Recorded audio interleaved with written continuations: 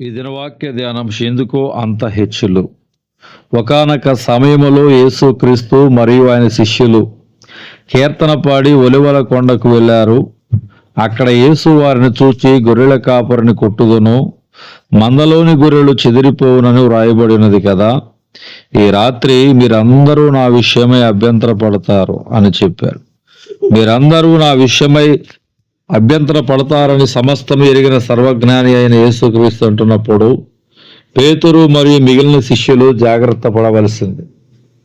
కానీ పేతురు జాగ్రత్త పడలేదు సరికదా. మిగిలిన శిష్యులతో పోల్చుకొని తనను తాను గొప్పగా ఊహించుకొని యేసయ్యతో ఈ విధముగా అంటున్నాడు, ప్రభువా, ఇదిగో ఇక్కడున్న ఈ శిష్యులందరూ నీ విషయమై అభ్యంతర పడవచ్చేమో గాని నేను మాత్రం అభ్యంతర పడను అని బదులిచ్చాను. మత్తయి సువార్త 26వ అధ్యాయము 30-35 వచనాలు మనం గమనించినట్లయితే, నీ విషయమై అందరూ అభ్యంతర పడినను నేను ఎప్పుడునూ అభ్యంతర పడనని ఆయనతో చెప్పగా, గమనించారా? ఇక్కడ పేతురులో బడాయితనం, అందరితో పోల్చుకుని తన గురించి తాను ఎక్కువగా ఊహించుకోవటం స్పష్టముగా కనిపిస్తుంది. ఈ రోజుల్లో కూడా అనేక మంది ఆత్మీయులు వారి ఆత్మీయత గురించి, భక్తి గురించి ఎక్కువగా ఊహించుకొని గొప్పలు చెప్పుకునే వారుగా ఉంటున్నారు. ఒక వ్యక్తి ఆత్మీయ జీవితంలో బడాయితనం ఆ వ్యక్తి జారిపోవడానికి, పడిపోవడానికి సాధనము.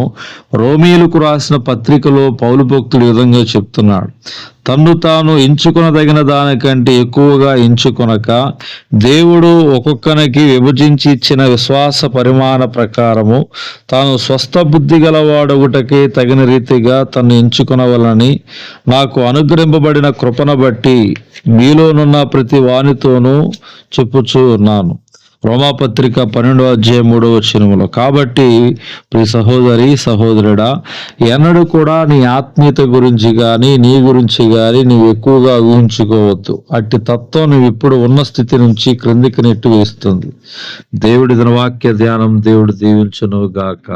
ఆమేన్.